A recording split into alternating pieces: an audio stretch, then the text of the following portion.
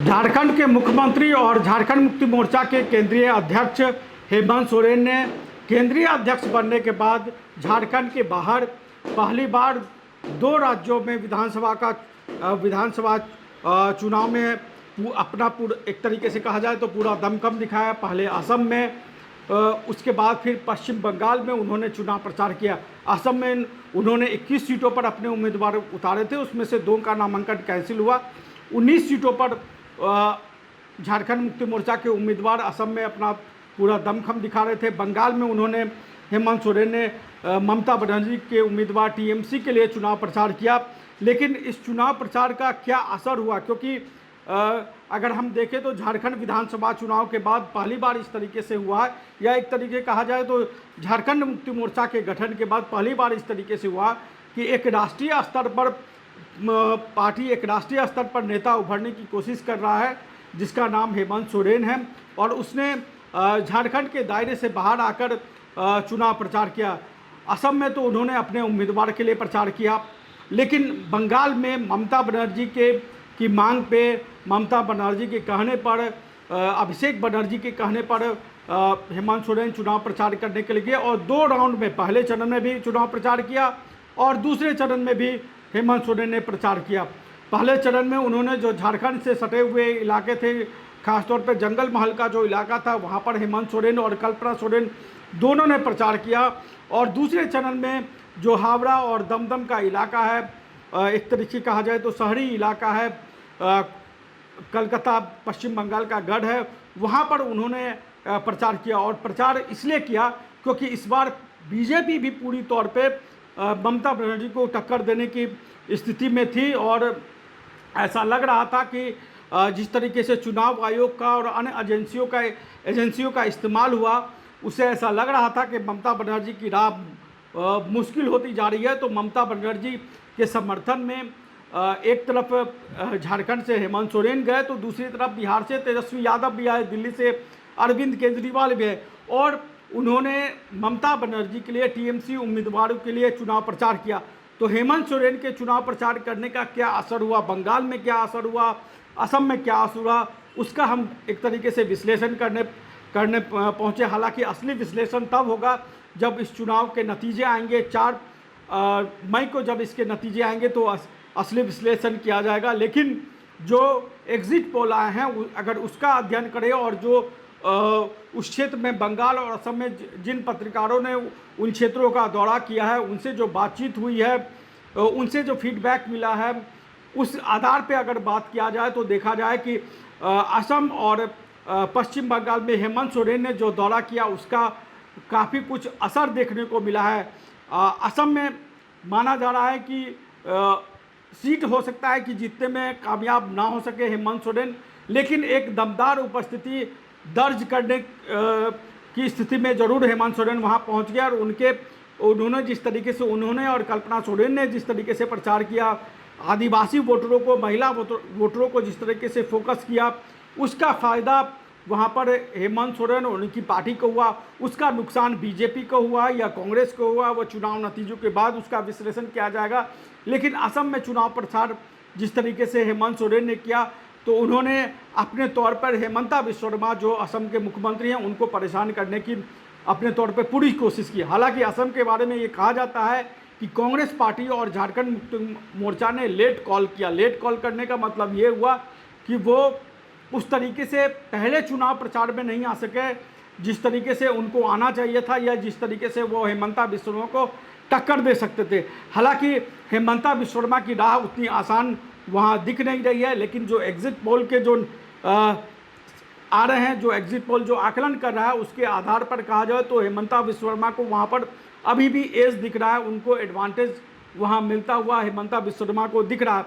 लेकिन वहाँ पर हेमंत सोरेन ने जिस तरीके से आदिवासी वोटरों को अपनी पार्टी की तरफ इंटैक्ट करने की कोशिश की, उसका बीजेपी को भी नुकसान होता हुआ नज़र आ रहा है और कांग्रेस पार्टी को भी नुकसान आ रहा होता है। ये सीट में कितना कन्वर्ट हो पाया है, ये 4 मई को पता चलेगा, जो चुनावी नतीजे आएंगे। क्योंकि असम में जो एग्जिट पोल आए हैं, तमाम एग्जिट पोल आए हैं, उसमें जो अन्य पार्टियां हैं उनको बहुत ज़्यादा सीटें नहीं दी गई हैं, उनको 1 से लेकर 2, 4, 5, 10 सीटें तक ही दी गई हैं। और हम बताएं कि जो एक्सिस माई इंडिया का जो असम को लेकर जो एग्जिट पोल है उसके आधार पर बीजेपी को 88 से 100 सीट, कांग्रेस को 24 से 36 सीट, अन्य को 0, मैट्रिक का 85 से 95 सीट बीजेपी को, कांग्रेस और उनके गठबंधन को 32 सीटें, अन्य को 6 से 12 सीटें। पीपुल्स पल्स को ने जो एग्जिट पोल किया उसके आधार पर बीजेपी को 68 से 72 सीट और कांग्रेस पार्टी को 22 से 26 सीटें, 3 से 5 सीटें, अन्य को पी पार्क ने 82 से 94 सीटें बीजेपी को, 30 से 40 सीटें कांग्रेस को और 1 से 5 सीटें अन्य को। जेबीसी का जो एग्जिट पोल है उसके आधार पर 88 से 101 सीट बीजेपी को, 23 से 33 सीट कांग्रेस को और 2 से 5 सीट अन्य को। चाणक्य का जो एग्जिट पोल है उसके आधार पर 88 से 98 सीट बीजेपी को, 22 से 32 सीट कांग्रेस पार्टी को और 3 से 5 सीट अन्य को मिल रहा है। पोल डायरी के हिसाब से 86 से 101 सीट बीजेपी को, 15 से 26 सीट अन्य को और 3 से 7 सीट, माफ करें, 15 से 26 सीट कांग्रेस पार्टी को और 3 से 7 सीट अन्य को। वेब वाइब के हिसाब से 90 से 101 सीट बीजेपी को, 23 से 33 सीट कांग्रेस पार्टी को, 0 से 6 सीट अन्य पार्टी को। जनमत पोल्स के हिसाब से 87 से 98 सीट बीजेपी को, 29 से 30 सीट कांग्रेस पार्टी को और अन्य को 0 सीट।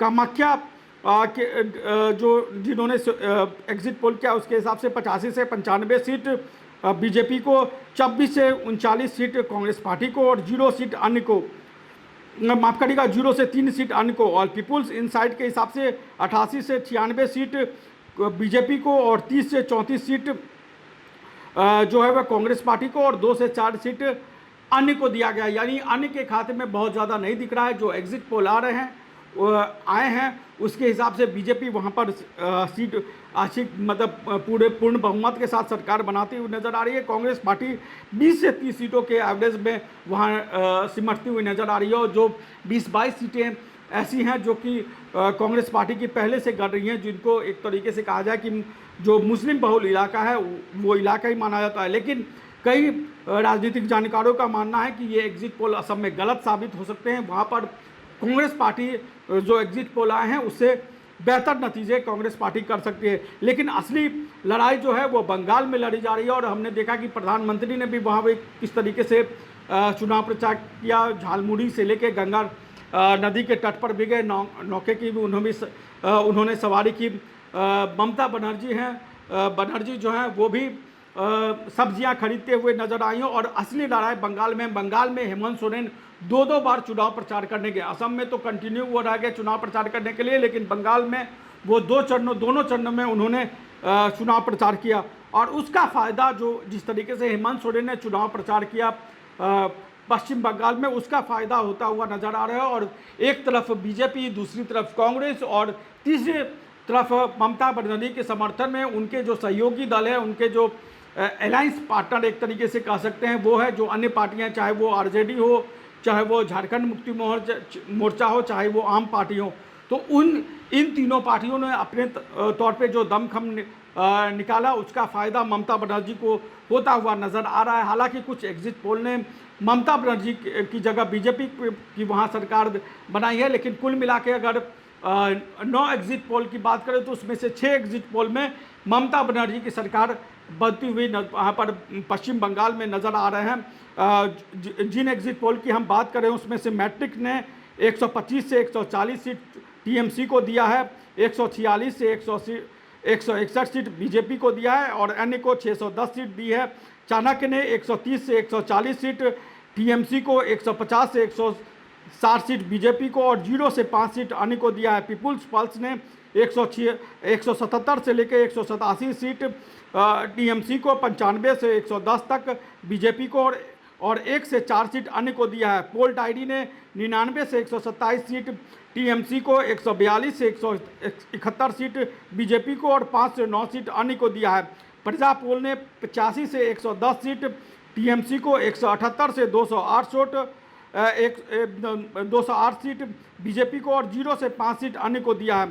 पी मार्क ने 118 से लेकर 138 सीट टीएमसी को, 150 से लेकर 175 सीट बीजेपी को दी है और अन्य को 0 सीटें दी हैं। जनमत पोल ने 195 से लेकर 205 सीट टीएमसी को और 80 से लेकर 90 सीट बीजेपी को दिया है और 1 से 4 सीट अन्य को दिया है। तो इन तमाम या अन्य भी जो भी एग्जिट पोल हैं या वहाँ जो पत्रकार गए हुए हैं उनसे जो बातचीत हुई है, उनसे जो फीडबैक मिला है, उसके आधार पे अगर हम बात करें तो पश्चिम बंगाल में जिस तरीके से ममता बनर्जी के समर्थन में विपक्ष एकजुट हुआ, हेमंत सोरेन हुए, अरविंद केजरीवाल हुए, तेजस्वी यादव हुए, अखिलेश यादव हुए, जिस तरीके से ममता बनर्जी के समर्थन में विपक्ष एकजुट हुआ, उसका फ़ायदा ममता बनर्जी को होता हुआ नज़र आ रहा है। हालांकि एंटी एम्बेंकेसी फैक्ट जो है जो सरकार में रहने का जो नुकसान है वो ममता बनर्जी को जरूर नुकसान हुआ है, उसका कुछ सीटें ममता बनर्जी की घटती हुई नज़र आ रही है। लेकिन बीजेपी को फ़ायदा हुआ है, ये भी एक सच्चाई है कि बीजेपी को फ़ायदा हुआ, चाहे वो केंद्रीय एजेंसियों के नाम पर फ़ायदा हुआ हो, चाहे जो एसआईआर के नाम पर फ़ायदा हुआ। एसआईआर की बात हुई तो हम बताएं कि जो अनुमान बीजेपी अपने तौर पर लगा रही थी कि एसआईआर से बीजेपी को बहुत ज़्यादा फ़ायदा हुआ है, तो जो राजनीतिक जानकार हैं, जो पश्चिम बंगाल के राजनीतिक जानकार हैं, वो बता रहे हैं कि एसआईआर का उस तरीके से बीजेपी को फ़ायदा नहीं हो पाया जिस तरीके से बीजेपी को उम्मीद थी। लेकिन एक बात तो साफ कहा जा सकता है कि जिस तरीके से हेमंत सोरेन और तेजस्वी यादव ने पश्चिम बंगाल में ममता बनर्जी के लिए चुनाव प्रचार किया, उसका फ़ायदा ममता बनर्जी को होता हुआ नज़र आ रहा है। हालांकि अंतिम नतीजा जो है वो 4 मई को पता चलेगा। आप क्या सोचते हैं इन सब एग्जिट पोल को लेकर? आपको क्या लगता है कि हेमंत सोरेन ने जिस तरीके से बंगाल और असम में जिस तरीके से प्रचार किया उसका कितना फ़ायदा हुआ है? आप हमें कमेंट बॉक्स में ज़रूर बताएं। नमस्कार, जोहार। बायोम इंस्टीट्यूट नीट की तैयारी के लिए एक भरोसेमंद नाम। यहाँ अनुभवी फैकल्टी, स्मार्ट क्लासरूम और बेहतरीन टीचिंग मेथड से स्टूडेंट्स को मिलती है मजबूत तैयारी। यहाँ हर स्टूडेंट को मिलता है पर्सनल गाइडेंस और डाउट क्लियरिंग का पूरा सपोर्ट। नीट 2027 और 28 के लिए फेज 2 बैच 30 अप्रैल से शुरू हो रहा है। आज ही बायोम इंस्टीट्यूट से जुड़े और अपने डॉक्टर बनने के सपने को दे सही दिशा। बायोम इंस्टीट्यूट सिर्फ मेडिकल प्रिपरेशन का संस्थान। रॉयल इंडिया में आपका स्वागत है। भारत के सबसे विश्वसनीय सोलर मोटर पंप और एमपीपीटी कंट्रोलर निर्माता। रॉयल इंडिया का high performance movable trolley solar water pumping system प्रस्तुत है। बेहतर दक्षता के लिए डिजाइन किया गया और आसानी से ले जाने योग्य। सरकारी परियोजनाओं के लिए अनुमोदित देश भर के कॉन्ट्रैक्टर्स और एजेंसियों की पहली पसंद। एमएनआरई द्वारा अनुमोदित, उल प्रमाणित, उद्योग मानकों के अनुरूप स्वदेशी उत्पाद। सार्थक ऊर्जा समाधान के लिए हमारे साथ साझेदारी करें। आज ही संपर्क करें।